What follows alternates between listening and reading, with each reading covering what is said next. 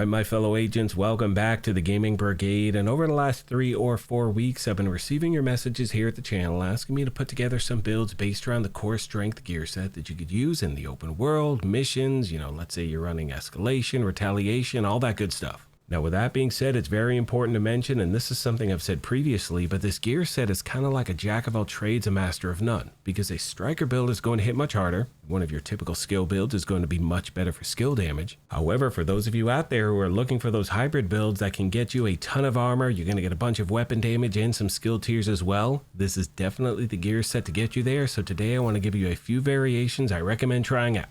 Now, as always, we're going to jump right into the details, and if you happen to enjoy this, do me a favor and hit that like button. It truly helps the channel out. If you want to stay up to speed on all things Division, feel free to hit that subscribe or join button as well. Now, starting with the specialization, we're using Technician for both builds, and I'm doing that for the following reasons. You get that extra skill tier, you get an extra 12% damage to drone skill proxies and robotics, you have access to the Artificer Hive, and please always remember, regardless of the specialization you choose, have the proper weapons activated in your weapon skill tree. That way you're getting a 15% weapon damage bonus regardless of which one you're using.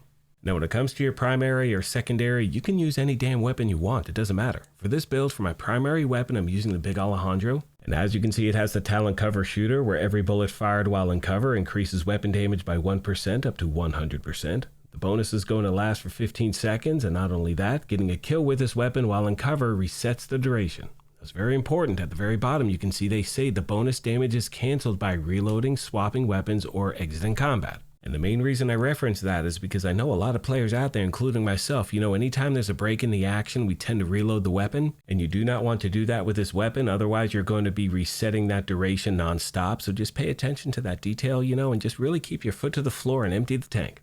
Next, we have the secondary and sidearm. You can see I'm using the Lexington as my secondary. When it comes to the sidearm, I'm using the Quick Step because when that weapon is in your hand, you're getting that extra 20% movement speed bonus.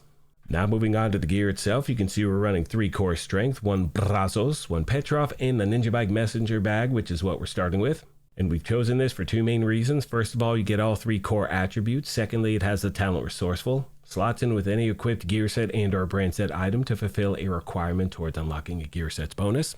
Now that simply means even though we only have 3 pieces of the core strength gear set equipped, we do get that 4-piece bonus, which is exactly what we're targeting. Now as you can see, the 2-piece bonus is 10% weapon handling, 3-piece is 5% weapon damage, total armor, and skill efficiency. And the 4-piece is core exercise. For every core on your gear piece, receive 40% of the other 2 cores bonuses. Skill tiers count as 15% skill efficiency when these bonuses are applied.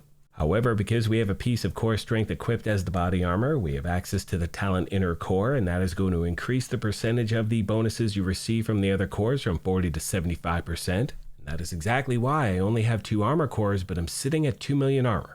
Moving on to the holster, it's the 1 piece of Brazos, but again, because of the Ninja Bike, we do get 2 brand set bonuses. That is going to give us another skill tier. You can see I rolled my core attribute to armor, and we also have that 10% weapon damage bonus, which is locked in, and for the record, that is the max. It used to be 15%, now it's 10. They nerfed that a lifetime ago, so again, you cannot get higher than that.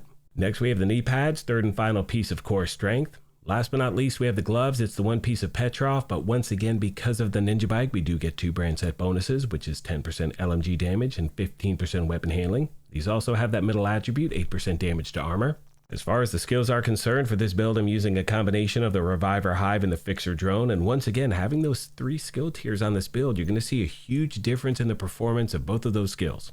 Now at this point, I want to show you another variation I recommend trying out. As you can see, I switched my primary weapon to the Lexington, but for the record, you could use your favorite assault rifle, St. Elmo's, whatever you want, totally up to you.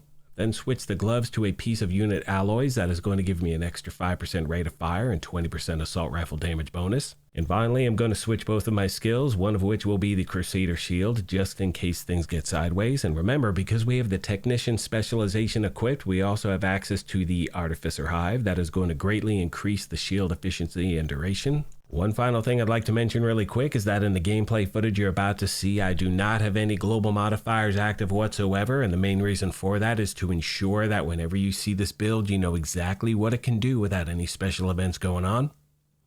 Hope this helped you out, my friends, and as always, questions, comments, or feedback, please let me know and I'll do my best to get back to you as quick as I can. On that note, I'm going to leave you with some gameplay footage and a few final thoughts. As always, I want to take a moment and thank you all for your incredible continued support. Please let me know of any other questions you have I did not address. Thank you once again for the privilege of your time. And as I mention at the end of every one of these, take care of yourselves, be kind to each other, and we'll talk to you soon. Thanks again, everyone.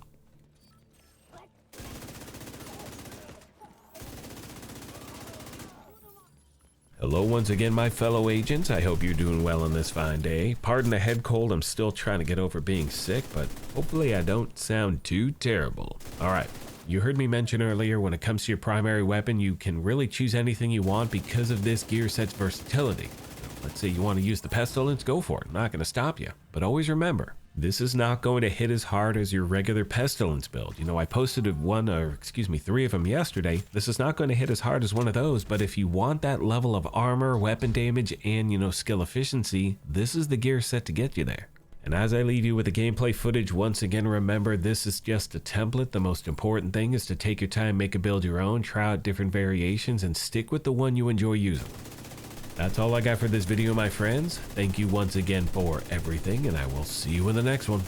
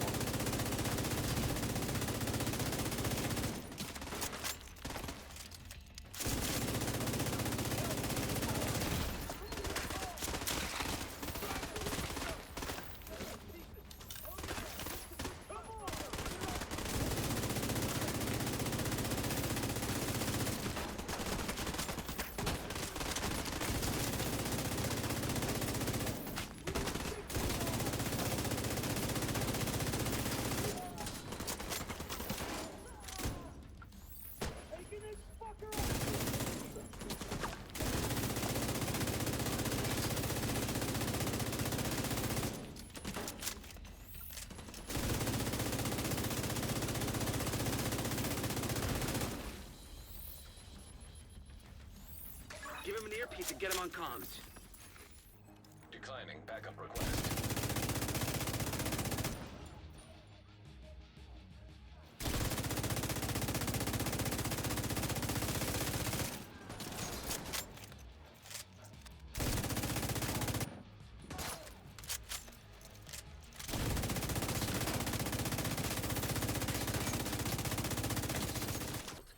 Looks like you got their attention.